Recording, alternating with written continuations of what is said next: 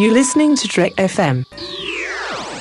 Want to join in the conversation and share your thoughts on this episode?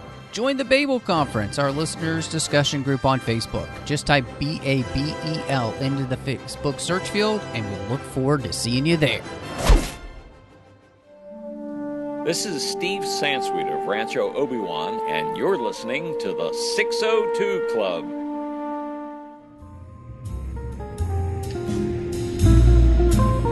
There was a little bar in Mill Valley where all the Starfleet trainees used to go. The 602 Club. You know it. I was there more times than I can remember.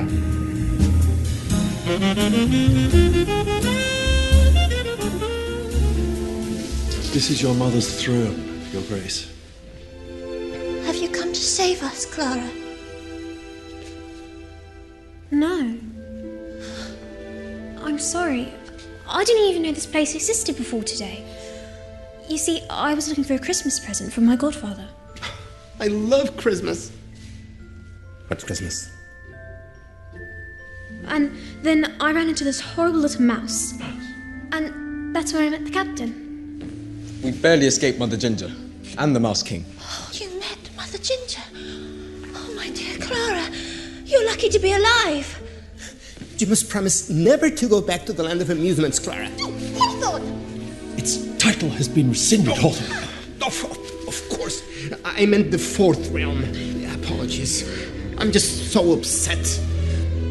Forget I ever mentioned the land of amusements. Hello and welcome to the 602 Club, Trek FM's local watering hole, coming at you from the fourth realm this week. I'm so excited to be here.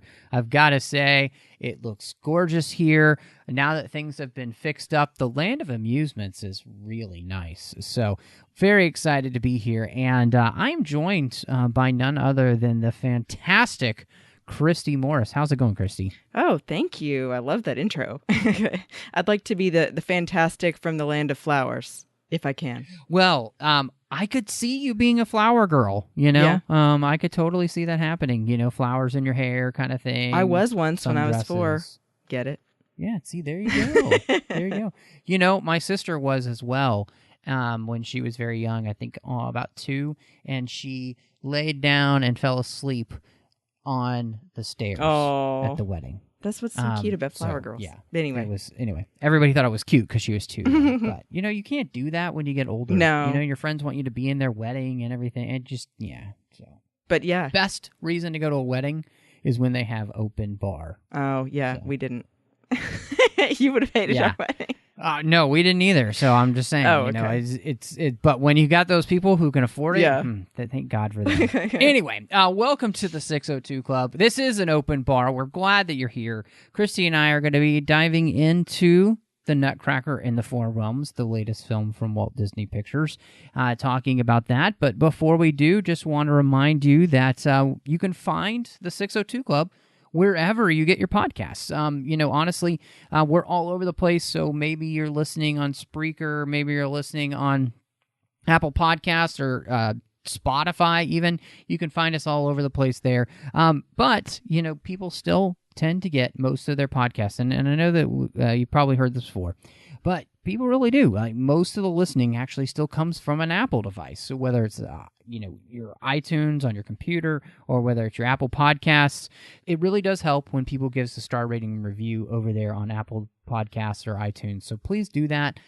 It helps people find the show. If you like the 602 Club and you're listening, just head over there, give us a quick star rating and review, and we'll let people know what you think of the show by reading out your review on the show. You can also find us on Twitter at TrekFM. We're on Facebook at facebook.com/TrekFM. We also have our listeners-only discussion group. So if you would like the opportunity to be able to talk to listeners from all over, you can find us over there. Take Babel into the search field on Facebook because it's called the Babel Conference. Or if you go over to the website at trek.fm, hit discussion on any of the menu bars, and that will bring you over there, and you can join the group. It's a lot of fun. It's a great place to talk to people from all over the world listening to Trek FM shows. And then last but not least, like I said, you can find us on trek.fm. And if you wanted to send us an email, you can go over to, and you know, it's been a while since we've gotten some emails. So go over to Trek.fm/contact, choose a show, choose the 602 Club, and then that'll come to me and any host that's on that week, and we can talk to you about whatever it is you want to talk about. I was interested in this one, Christy, because for me, the ballet is something that's been with me pretty much my whole life, the Nutcracker. And I wondered for you, was this a movie that you were excited about? Had you had experience with the ballet? Have you seen it? Did you grow up with the music? What's your connection with the Nutcracker? So I will say I also grew up with the Nutcracker being a part of my life. I actually went with my aunt, my mom, and my little sister to see it at the fabulous Fox Theater in Atlanta. Oh, nice. Which was beautiful. I mean, if you ever want that experience of sitting like in a balcony in a huge auditorium, seeing a play on the stage with the full orchestra down front, it's an incredible experience. It's expensive, but it's a once in a lifetime thing. So that was the first time I ever saw the ballet. And then we also always listened to it at Christmas time, just the music. And really listening to stuff like that with my dad got me into listening to more orchestral stuff in the first place. So I had a lot of experience with this before ever seeing this movie, but I kind of heard about the movie The Nutcracker in the Four Realms as like an afterthought. I think you were the first person to mention to me, are you going to go see that? And I was kind of hesitant because I've seen the ballet before and I knew this might have to be a little bit different and wasn't sure if I liked that. But it changed my mind. I'm not going to give too much away yet. Yeah. But that's cool though. And it's funny because I have very similar story, for me. We saw the ballet as kids, my sister and I, my parents took us to see it. Grew up with the music, obviously, and I'm a big fan of Christmas music. As we're recording this, it is November 5th, and I've already been listening to some Christmas music. No, I've already listened to the Nutcracker a few times. It's not even Thanksgiving.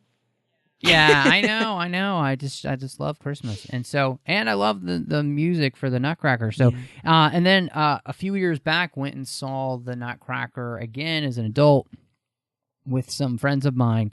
And that was really, really fun to be able to do and experience it that way, as an adult. Mm-hmm. And, they would have it play on like PBS at Christmas time as well. Like you just have a broadcast of the ballet.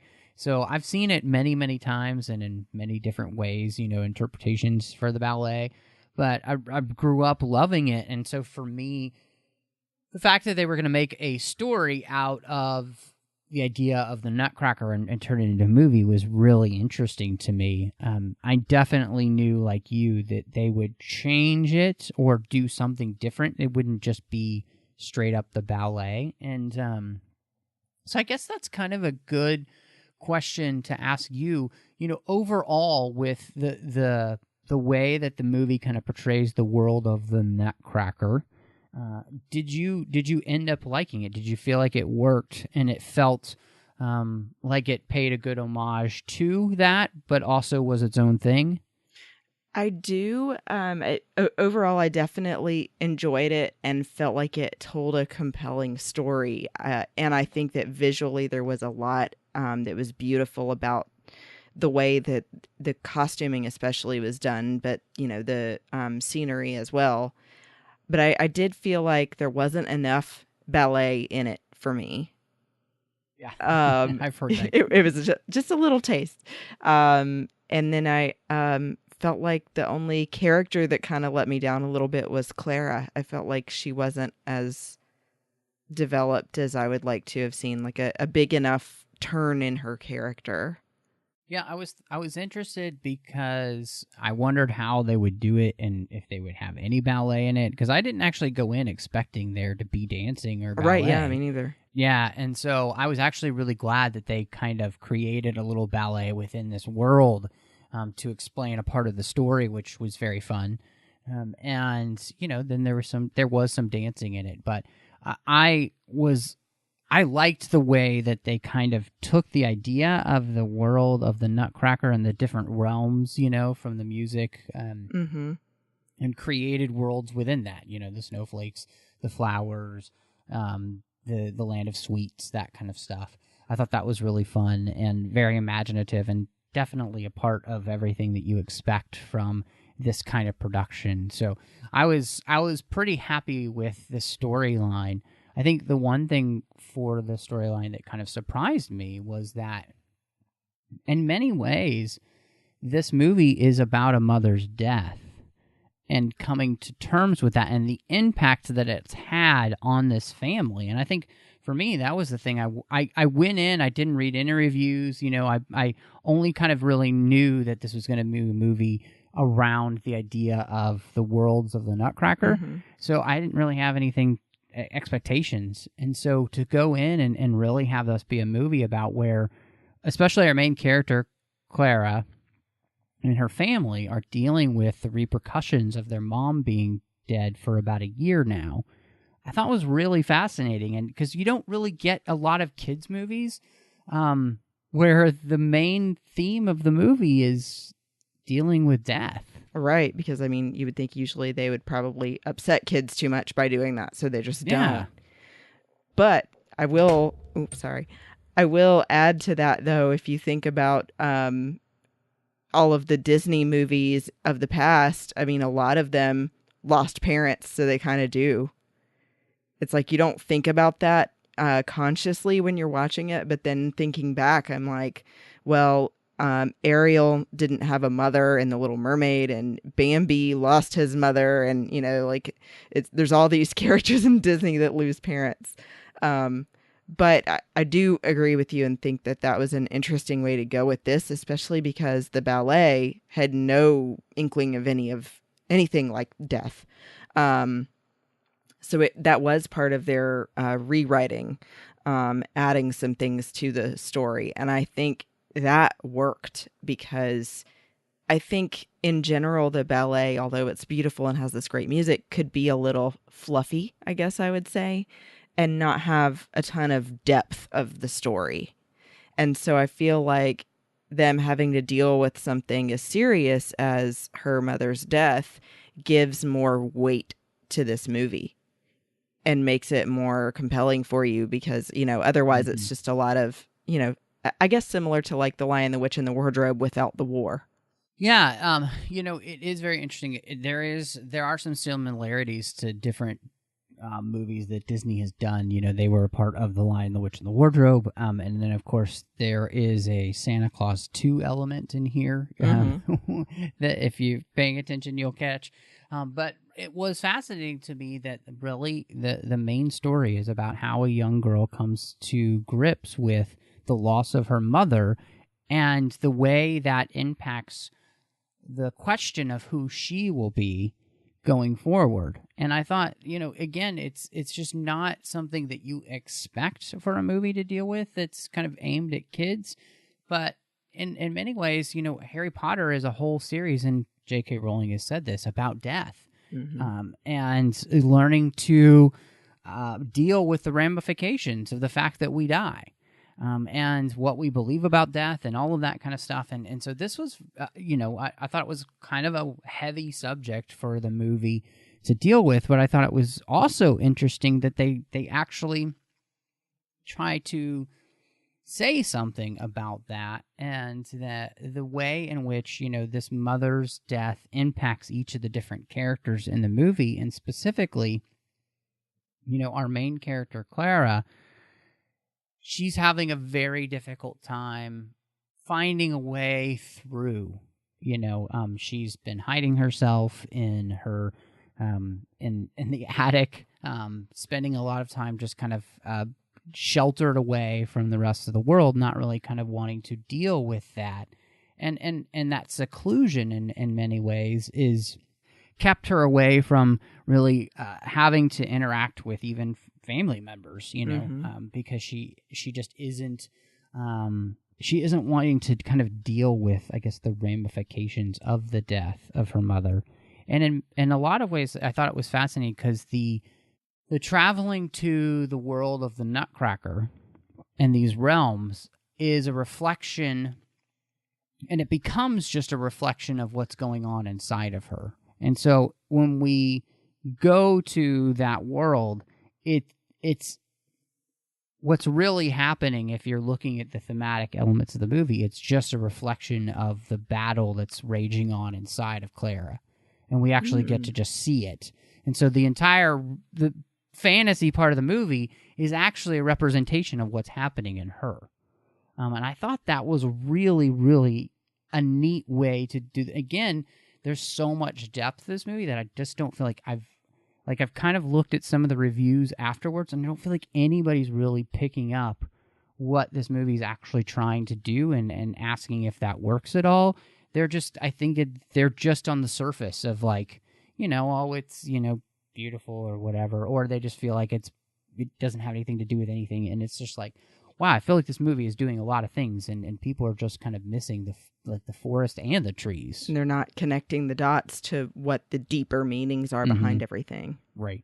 Yeah, I like that you're saying that each realm is like a reflection of what her psyche is going through. I definitely feel like the whole thing with her hiding away in the attic and playing with toys was just avoiding dealing with it ever. That she was just going to act like her mom wasn't gone and she didn't have to leave this safe space anymore. And her father is the only one who's like, no, you're going to come out and deal with it and, live life because, like it or not, things are still going on out here. And, you kind of identify with Clara at the beginning of that feeling that, no, that's not fair. What if I don't want to deal with it? Why are you making me do this? Right. Of what it's like to be a kid, basically. She doesn't understand. And I really like that the story, both as the ballet and the movie, is of Clara growing up.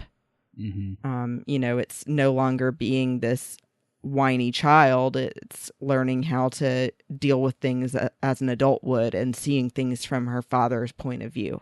Yeah, no, I absolutely agree because, one of the things that we see reflected is her father even chides her before she kind of ends up in this other realm, which is, why are you being so selfish about this, and in many ways, and part of the thing that I thought was so interesting about the movie is, again, dealing with the mother's death and this reflection then within Clara is that, the younger you are, the harder it is to deal with this kind of subject. And she's right on the verge of being a young woman here.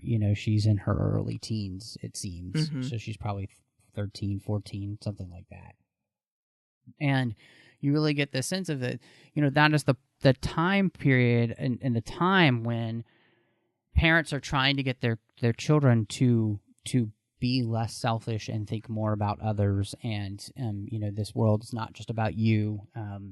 It's not all about you. And that's pretty much what he's saying to her. And she still can't see that. And so when she goes to the land of the Nutcracker and all of these different realms, the reflection that we get is the two parts of her. You have the part of her that's like Sugar Plum, who's selfish and just wants to hide herself and wants to protect herself and wants to try and control everything to the point where she's in charge. Like anything that she can be in charge of, she's going to try and control.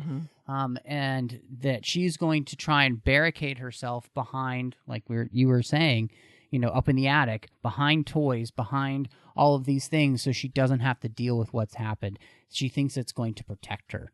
Whereas you have the other side, the other part of her, which is the Mother Ginger part of her, which is the person who wants to pick up the pieces and find a way forward. And what's so fascinating to me is you have, the Sugar Plum fairy who you think is going to be the good character, and you realize she's the reflection of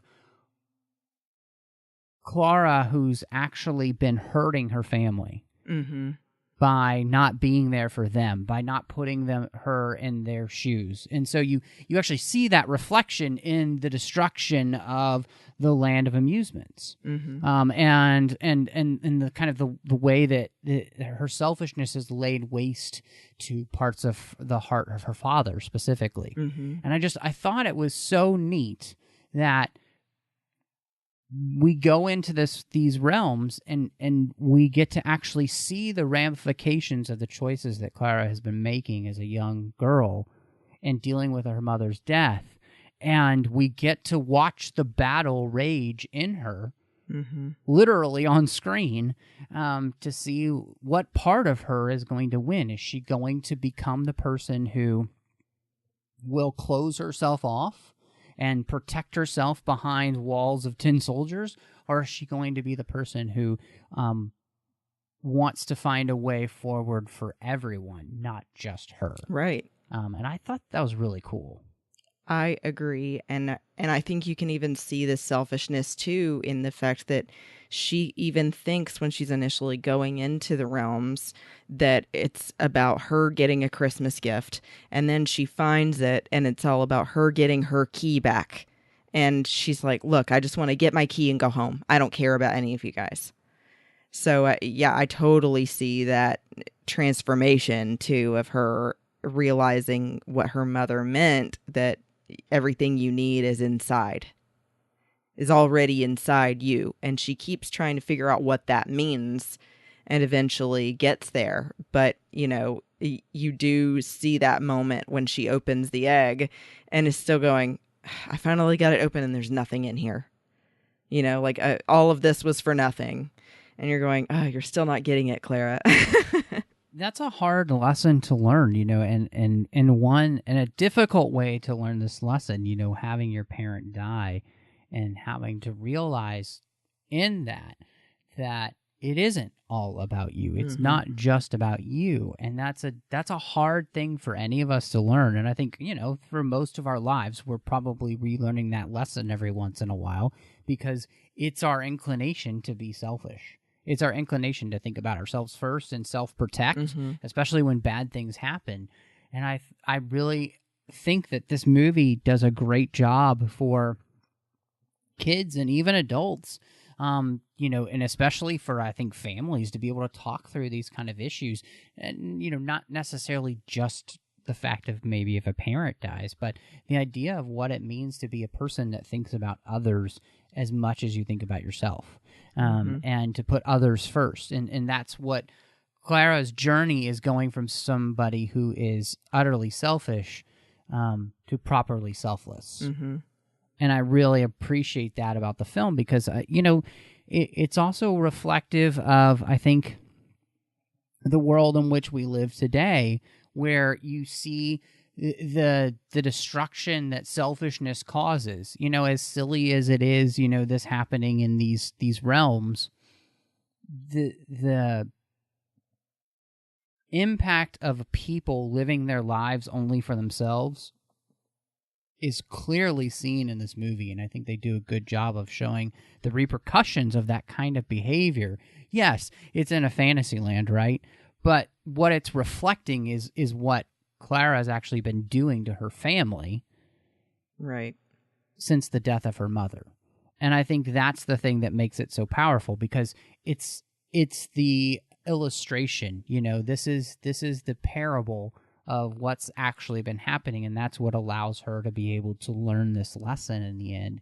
And I think it's powerful. I thought that, you know, the more I've thought about it, the more I've liked what they did with this film, because they took something that could just be frivolous, like you were talking about the ballet, all fluff. You know, yeah, it's fun, but it is kind of frivolous in the end. And this has taken that and turned it into something that I think is actually a really nice lesson for anyone. You know, I definitely, the more I've thought about it, the more I've started to take that idea to heart, because, you know, I've seen the way that selfishness and my thought process and not putting myself in other people's shoes has impacted them. You know, I think anybody can look back on their lives and see a litany of damage that they've caused other people because you haven't thought of other people. Yeah. And I even thought of something else that I took from it that, you know, I didn't actively think about before, but it's that whole thing about, you know, people aren't always what they seem, or you can't just believe what others tell you about a person, because, we thought Sugar Plum would be the good guy, and that, all of them talking about Mother Ginger being so awful was just the way things were, taking it with, without any grain of salt. And you can't just believe what people tell you about someone and not investigate it at all, because it ended up being completely the opposite. And it was Mother Ginger and a mouse trying to tell her that how things actually were and to save everyone. I will add, I felt like the whole situation with the mice wasn't given enough justice, and that may sound silly, but in the ballet, I felt like, it was about the Mouse King being there and having a lot more involvement, and then all his little minions, trying to steal her away. And then in the movie, I felt like, you see the wind-up mice twice for just a couple seconds. And then the Mouse King, that whole strange thing with him being able to compile all the mice into one giant mouse and grab her was a little weird. But yeah, he was just kind of there and not really as much part of the main story. Well, and I think you are right, and I think you have a good point that I do wish that had been more fleshed out, because the thing that they're playing on is your expectations that the mice and the Mouse King is going to be bad, and they flip that on its head and make them the good guys. And like you said, it is definitely a part of the film, and I think it's a really important part of the film, and I'm glad that you mentioned it. I didn't even think to put it on the outline, but yes, that whole idea of that appearances are deceiving. Do not judge a flower by its cover or a sweet by its taste. Just because something looks good, it doesn't necessarily mean it is, and that you have to judge everything with wisdom and discernment, and really test a person's claims to see if they're actually true. And that's something I think too. I was just reading a book, and the author was talking about this idea of, that we have biases in our lives, and we spend a lot of our lives just confirming those biases with confirmation bias. Like, we just find information that kind of continues to feed what we think, instead of actually truly challenging our ideas to see if they still hold up. Oh, yeah. With the most challenging of ideas. And so I think that's something that I really appreciate about the film is she comes in and just immediately buys, Clara does, buys what the Sugar Plum Fairy tells her. Little does she know is that the Sugar Plum Fairy has been lying to everybody else in the realm too. Right. And in many ways, again, this is a reflection of what Clara has been doing. She's been lying to herself by not dealing with truly what happened with her mother. And in turn, she's been hurting her family, And so all of those things, I think, tie together so well, the thematic elements of what they're trying to do in the film. I was really impressed with that. And I think it's just...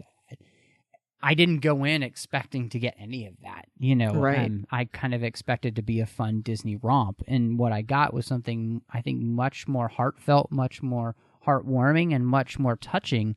And I think, I did read somewhere that they said this movie kind of lacks a sense of Christmas, but I think that isn't that the whole meaning of Christmas in the first place? Is putting aside yourself for others. Right. It's about giving rather than receiving. Right. And so this movie, I think, absolutely confirms and it celebrates the best of what the Christmas spirit means. Right. Just because it wasn't full of Santa, more nutcrackers, trees, all of the things that you would think, Christmas trees, that people traditionally think Christmas is about. It was more about like you said, the true meaning of it, and that it's about giving, it's about selflessness, and, reflecting on who you want to be. I think that it didn't need to be a Christmas movie in the sense of, like Rudolph the Red-Nosed Reindeer. I think that it provides enough without having to go that route. And still, I think that if, kids are too young to get all of the layers of this, they could still enjoy it. Yeah, absolutely. And I think, this movie, when we're talking about these kind of deep layers that it does have, I really do believe that it does something that's kind of special when it comes to this type of film, in the sense that it really is striving to tell a story that has more depth, that has more to it than just, wasn't that fun that, these things happened, and wasn't that exciting when we went to the land of like sugar plums and candy and stuff like that. Like, this is a movie that's really working hard at telling a story that means something more than just being pretty. Right. And I think the fact that the movie is willing to deal with the questions of, who do I want to be as a person in light of what I've seen my parent be, and now I've lost them? Like, that is just a really deep and beautiful question to be talking about. And so, like, we talked a little bit before, but some of the cast, I love Mackenzie Foy because she was in Interstellar, and she's his daughter in that movie. And she's fantastic in that movie. Like, I think she's really great. I thought she was pretty good here. I think that I do kind of agree with you a little bit. I feel like I wanted just a little bit more. I feel like I wish they would have given her just a little bit more. I feel like they could have given her some more like truly emotional scenes. Yeah. And that would have been great. But the moment at the end when she's with her father, it made me tear up a little bit. I'm not going to lie. When, they finally come back together, and like, she's apologizing, and he's trying to apologize to her, and she's really saying, no, it was my fault. Like, and like really owning up to her mistakes, and taking responsibility for what she's been doing to her family, and specifically her father, who she has seemed to have forgotten that her, like, as he said, and I have to say, Matthew McFadden as her father was fantastic too, but just that whole thing of him saying, I lost the love of my life. Right. I don't get that back. And I felt like that's the scene where I was like, I feel like they could have done a couple more scenes, maybe specifically in the realms where she was kind of maybe having a breakdown or something. Mm-hmm. Where they could have given her even more to do that way. I think it would have been really good. But I still really appreciated her for the most part. I did feel like she was a pretty good most of the time, but I felt like her as an actress in this movie was a little bit lacking in some of the scenes that were supposed to be emotional. I wasn't feeling as much emotion from her as I expected to be. But overall, I do think, she did amazingly well for her age as well. I did especially love the scene at the end with her father when she's apologizing and finally gives him a dance, because, especially remembering being a young girl myself, Mm-hmm. I remember when I was a Girl Scout and my dad went with me to the daddy-daughter dance, and that it was just a really like nice moment to have dancing with your dad. So it's really sweet, especially in light of him losing his wife and her losing her mom, to then have that moment again as the time when they're reconciling. Mm-hmm. So that meant a lot to me. I did like that they didn't make her relationship with the Nutcracker as much of a like romantic feeling thing. Right. Yeah. Because you still want to feel like she's more like a young girl. Almost like a brother. Yeah. Not like they're dating. Yeah. No, I agree with you. I'm definitely glad of that too. I think, and I thought, and I might butcher his name, so forgive me. Jaden Foyer Knight, who played Captain Philip Hoffman, the Nutcracker. I thought he was very funny. Mm-hmm. Like, he had very good timing, and I really enjoyed that he played the role as somebody who doesn't completely, truly understand the emotions of the scenes that he's in because he's a Nutcracker. Exactly. You know, he's supposed to be a little stiff. And so, yeah, exactly. And I thought he did it well, but there were some moments, especially like towards the end, where I thought he had some nice, fun, emotional resonance. And yeah, he was a really fun character. And I think you're right on to call out that it's good that they don't go the romantic route because that's not what this story is about. You know, this is a story about a young girl coming to deal with the loss of her mother. This isn't about her needing to fall in love with anyone. Right. And that she's probably still a little too young. Yeah. And I mean, you know, you can kind of go there if you want. But I don't think this movie needs that. I think this this really is a story about somebody overcoming the loss of a parent. And it would feel kind of forced, I think, to shove in a romance. Yeah. And so I agree with you. You know, if they ever wanted to make another one, then maybe they could move on from there. She's a little bit older. Yeah. But I did want to say I also teared up a little bit when he was telling Clara goodbye. Because the look on his face is like his best friend has to leave. And he's kind of tearing up, and I'm going, I know, I don't want to say goodbye either. Yeah, no, I agree with you. There was a really nice moment between them where, you know, it is almost like he has this realization of, oh no, she's going, and I may never see her again. And I think there was I feel like we're coming to the same thing, is that the end of the movie had the best moments emotionally. Yes. And they really did a good job, I think, for the most part, of kind of bringing home some of those moments we were hoping that there would be just a little bit more of throughout the rest of the movie.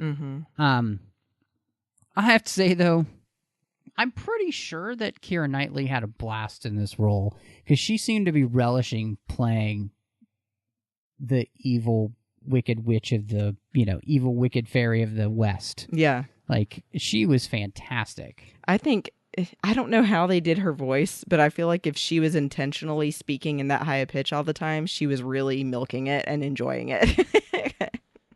And I probably would have been too. I think she was trying to be as almost like she wanted it to be as sticky, sweet, and obnoxious as possible, and she does a great job of it. Yeah. Like a really great job of it. And her hair really does look like cotton candy. I have to applaud the costuming. That was one of my favorite laughs, and the whole thing was when they're watching the ballet and it starts to get to the scary part, the quote-unquote scary part, and she starts to eat her own hair. Yeah. That's funny. Yeah, that was hilarious. But it definitely was unexpected to have her turn and be the villain. And I really felt like in that moment where Clara confronts her about, you know, what are you doing? Why are you being like this? You see that although what she's doing is bad, that Sugar Plum is doing it because she also misses Marie. And that they're also all dealing with her death, just dealing with it in the wrong way. And I think Keira Knightley's character as the Sugar Plum Fairy does a great job of showing the turmoil that this kind of thing causes and what's going on in Clara's character, which is this self-protective desire. Like, I don't ever want to be hurt like this again. Somebody left me, somebody abandoned me, and that's such a, you know, if somebody you love dies, they didn't do it on purpose, you know? I guess unless, they don't almost never have done it on purpose. So let's put it that way. And so something has caused that to happen, and it's most likely been out of their control, but you still can have those feelings of abandonment. And I thought the way that they kind of brought that out in the Keira Knightley character there gave you that wonderful picture of what's going on with Clara and why she's been the way she's been. But it also shows, like you said, the self-destructive nature of that and how much that hurts everyone around them. You know, is when you lash out like that, instead of kind of deal with what's actually happening, you try to not deal with it. And it causes anger and resentment and bitterness and self-protection and all of those kind of things. And yeah, Keira Knightley's, performance. I think she just relishes getting to do that kind of character. She doesn't get to play the bad person very often, but I thought she did a great job. Or to be so over the top, almost like from Hunger Games or something. The lady that said, I think it was Elizabeth Banks played, "May the odds be ever in your favor." Yes. She reminded me of Effie, that. Yeah. Yep. You're absolutely right. It is that type of character. And of course she ends up turning evil. So that was really nice. But yeah, I think to me, I've seen Matthew McFadden be in a couple of films. One of my favorites is the Keira Knightley version of Pride and Prejudice, where he plays Mr. Knightley, and he played the father in the film so well. Like I just the few scenes that he's in, he does everything you need to do so you feel the pain that he's going through as a father, trying to, especially when you think about the time period this movie takes place, like maybe late 18th century to early 19th century. Like, so this is kind of a non-emotional time for men, right? So he's trying to hold his family together with the loss of a woman he obviously loved dearly. And that is not an easy thing, and I felt like he did a fantastic job of portraying that in the very little screen time that he has.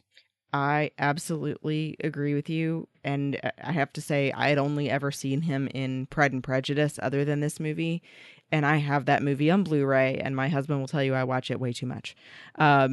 It's my favorite version of that story. Mine too. I'm with you. But I wanted to say though, his performance in that movie and this movie, I felt the similarity in that he knows how to work the muscles in his face so well for what the scene is calling for emotionally. I feel like with him in particular as an actor, anytime I can see what his eyebrows are doing and know what he's feeling. And it's so weird to say that about an actor, but I feel like he's so good at that. He's also good looking, but that's not all of it. And I feel like he did that as the father in this movie. Just with his eyes, he conveyed to her the loss and the extreme sadness that he was feeling. And then, finally in the end, they talk about it. But before, it was more of just like him seeing his other daughter in his wife's dress. And he didn't say anything. It was just the way he looked at her was, I forgot about that dress. So yeah, he was brilliant. He is very good at emotion in any scene, but he's specifically good at portraying heartbreak that's happening internally. And like you said, it just kind of shows up on his face in the exact way that you would want in the scene. And so, yeah, I 100% agree with you. I think he does such a fantastic job in the film in this. And so I really appreciated that they got him in the role. In fact, my wife leans over to me and it's like, I didn't know he was in this movie. Yeah, I didn't. And I was like, I didn't either. So yeah, I thought that was great. I will say that, if you cast Helen Mirren in a role in a film, I kind of expect her to have more to do, and she really didn't have very much to do in this movie. And I was a little bit disappointed that Mother Ginger just didn't have more to that role, because again, it's Helen Mirren and she's an Oscar-winning actress. She is amazing, and I mean, it's not like it was bad or anything. It's just she didn't have a ton to do in the film, which kind of shocked me. Yeah, it was interesting too the way that they went with her character being the woman in the giant dress with the clowns. Because I did always remember that from the ballet and thought it was such a funny thing. And then they now made it so creepy. So creepy. Yeah, the clowns especially, and how their bodies could come apart. I could see that giving a kid nightmares. But what little Helen Mirren had in this movie, I do felt like obviously she did a great job. She was good at when they wanted you to think she was a villain, at coming across creepy and mistrusting. Yes. And then realizing who she was talking to, you suddenly kind of see her soften. And then later you get it, obviously, when they turn it around and let you know she's not the villain. But I did want to say, too, I like the makeup that they did on her face to come across like a broken toy. Yes. Yes. it looked like a China doll that had been glued back together that still had pieces missing. Yeah. And it always really was cool. that perfect. And I just thought that was a really nice touch. Yeah. No, that was really great. No, I think that's a good time to kind of talk about the production of the movie, because I do think that's a big part of this film. And one of the things that I really did enjoy was just, I feel like, I wouldn't say for the most part, the CGI is pretty good in the movie. Mm-hmm. But I think the places where the movie really, production-wise, excelled was in the places that it felt like a set that you're on. So like when they were in the Fourth Realm in the forest, and it's a big set, right? It's like Fangorn Forest and the Lord of the Rings movies. It is just a massive set that they've created. Mm-hmm. But it feels real, and I felt like it had this really tactile nature to it, which was great. And then the rest of the production design of just kind of creating this really magnificent otherworldliness to everything. But then you had some nice little touches, like the fact that the castle looks like, something you would see in Moscow in Russia, which, references the fact that this is Tchaikovsky's Nutcracker music and everything. So I thought that the production value of the movie and just the design work for the costumes and everything that they did in that way really popped off a screen, and it felt like one of those kind of big, grand Disney movie adventures that you would get from, back in the day. Yes, it had so much that made it so grand and beautiful and colorful. I think that was a big point that added to it, was that everything was very bright in the Four Realms, mm-hmm. and then by contrast, in the three of them, and then by contrast, the Land of Amusements being all dark and like everything is dead, was a really good visual element to it. I loved what they did with the costumes. I wished that I was one of the women in these beautiful, old dresses dancing around a ballroom. And I will add, too, how you said some of the scenes felt like a set because they wanted you to, especially during the scenes where they had ballet in the movie. Mm-hmm. Do you remember the pieces that folded like a pop-up book? Yes. Oh, that was amazing. I love when they do that. That was amazing when the ballerina first comes out and they keep pulling up the different parts of the castle. Oh, I loved that. Mm-hmm. And, I recently saw that in another movie. I finally watched Anna Karenina, and they kind of film it the same way. Yep. Speaking of Keira Knightley. Yes. Yeah, no, Joe Wright does that specifically to create that feeling of life being a stage, mm-hmm. and so he puts all the characters in Karenina specifically on a stage, and you get that very theater feel to a big screen movie. So yeah, absolutely. I loved all of the production and how it all came together on this movie especially, and I think you couldn't have really have done it justice without that, because the ballet, the more I read up on it in our research for this, it was the most popular ballet arguably of all time. Yes. It's the most known. The music, even, people could hear and suddenly realize, oh yeah, that's the Nutcracker. You hear it in commercials. It's everywhere. Mm-hmm. So, yeah, I think you needed all of that to put together and make this a great movie and do the ballet justice. It's funny because we didn't even really mention that, you've got Morgan Freeman in the film. Oh, yeah. And the fact that he plays Dulcimer and her grandfather. And, I just kind of, I thought he was great in the movie as well. But I just loved even the production value of the world of his, like when you're in his workshop mm-hmm. and all of that, I thought was really fantastic. And kind of even the thought process and production value that goes all the way to the fact that there's an owl that follows her around. And in many cultures, owls represent the spirits of the dead.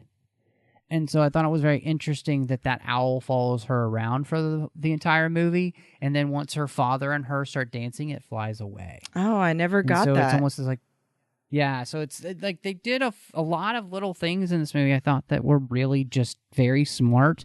And again, it's just these little pieces And I think a lot of people, I feel like the little bit that I've read of some of the reviews and stuff, I just feel like people have missed. And to me, this feels like a movie that is meant to be shared with families, to talk about and to watch and to be able to digest together and have important conversations about, because this movie isn't just a fun romp. It really is saying something about some of the most important things about life, about who we're going to be and what we're going to do if, we happen to lose somebody. And what I love is, in the end, it really is about a little girl learning that after the loss of her mother, does she want to represent the best of what her mother left her? Or does she want to tarnish that memory by being somebody who pulls away from everybody else and pulls away that gift from everybody and ends up hurting them in the end? And so I just didn't expect that from this movie when I went into it, which is great. I felt exactly the same way. I did not think it was going to hit me in the feels, as they say. So if you were to give this movie a rating, how many feels would you give it, do you think? That's a good rating system to go by. I talked about this because I went to see it with my aunt, ironically, the first person I ever saw the ballet with. And we talked about it after, and I will say my opinion has gone up since you and I have talked through it, and some things that I missed. So I would give it a 7 out of 10 feels. Oh, that's good. Because I do feel like it had this depth that made it such a better story. I feel like it, something we didn't even mention as much was the music, that they used some of the original Tchaikovsky stuff. But then there was actually a song written for this movie by Bocelli and his son. A song called Fall on Me, which if you just listen to that, it's just beautiful. So I encourage people to listen to it. And it really had all of the design work that I would expect for such a grand adventure kind of ballet to then be made into a film. So yeah, I mean, there really wasn't much lacking for me other than what I said about, I felt like Clara, her character didn't get as much development as I would have liked. And then the girl as an actress, I felt like could have been a little bit better. I'm right there with you. I would say it was 3.5 out of 5 feels, which I think becomes a 7 out of 10. I really do. I liked this movie a lot, and the more I have thought about it, the more I have enjoyed it. And I think that's something that it's just kind of really special to find a movie that is safe for the whole family, but really has a lot to say to the whole family. And I highly encourage, if you are a parent and you're listening to this, I think this is a movie that you really can go and enjoy with your kids, but then have some great things to talk about with your kids. And I think it has the kind of lessons that you would want from kind of a fairy tale story, the good moral lessons that you would want to be sharing with your kids. And I think that's really something that we miss sometimes. And so I really appreciate that was a part of the film. And like you said too, I've got the soundtrack. I've been listening to it. James Newton Howard did a great job of working in all of these themes from Tchaikovsky. They have a wonderful piano soloist, Lang Lang, who is an amazing pianist doing some of the work there as well.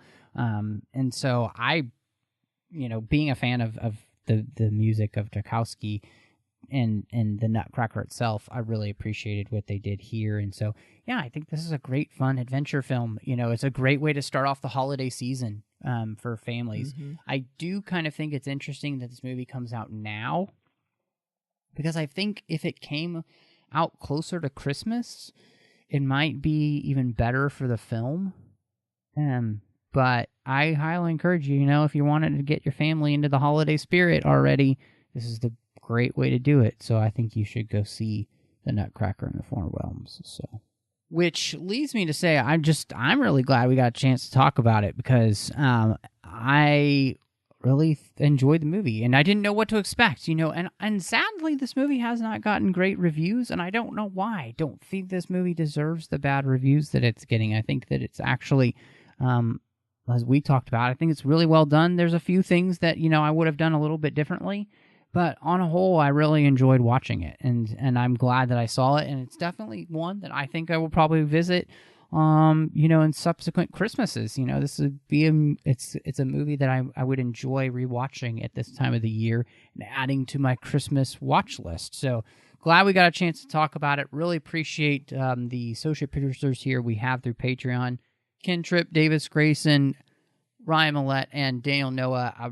These guys have been supporting the show for a long time, and this is a huge network. There's nothing and there's no way we could possibly do this without their support through Patreon. So go over to patreon.com/TrekFM and see how you can become part of our team today. There are some great perks and some great contribution levels that come with those. So check that out. But honestly, every little bit helps. So help all of the shows from Trek FM keep coming to you each and every week by going to patreon.com/TrekFM and seeing how you can help us out, making sure that all of this content doesn't leave the airwaves. But Christy, I'm really excited that we got a chance to do this. You're going to be back later on this month to talk about some other things with us here as we wrap up the last Bond movie until, I guess, Daniel Craig's next Bond movie comes out, which is kind of sad. But where can everybody find you if they want to check out what you are doing all over the interwebs? Thank you. Sure. You can find me, of course, here on 602 Club regularly talking about now moving on from Bond, but going to be doing some other things like Iron Fist Season 2. And also I am co-host on Galactic Fashion with my friend Teresa Delgado, talking about all kinds of geek fashion for women, men, kids, everybody. And then I do occasionally write as well, and you can find me on Instagram and Twitter at BestBenBell. And make sure that you do check out Christy at all of those places. And yes, I am very excited to say that, honestly, Christy's going to be a featured guest here, basically, on the 602 Club this month. So the cot is ready for you. I hope it's comfy. And we'll have your drinks for free this month. But you can also find me on Twitter at MattRushing02. I'm on Instagram under the same name. If you enjoy movies, find me over on Letterboxd. I'm MRushing02 over there. You can follow all of what I'm watching and reviews and that kind of stuff. I'm also here on the network doing another show with my good friend Chris as we talk about Deep Space Nine on the Orb. I'm over on the Nerd Party Network doing two shows. One is called Owl Post, and that is where Drea Kaufman and I talk about Harry Potter. We are going through every single book in the series, one chapter at a time. In fact, by the time this episode drops, we will have just dropped the episode that finishes the Goblet of Fire. So we only have 3 books left. And I'm also doing Aggressive Negotiations with John Mills, which we just have a delightful time talking about something Star Wars each and every week. So I hope you'll check out both of those shows. And then last but not least, I also do a show with my friend Courtney as we talk about films through the lens of faith, and that show is called Cinema Stories. And you can find any of those shows, mine or Christie's, wherever you get your podcasts, so please listen and subscribe. But thank you so much for joining us, and y'all come back now here.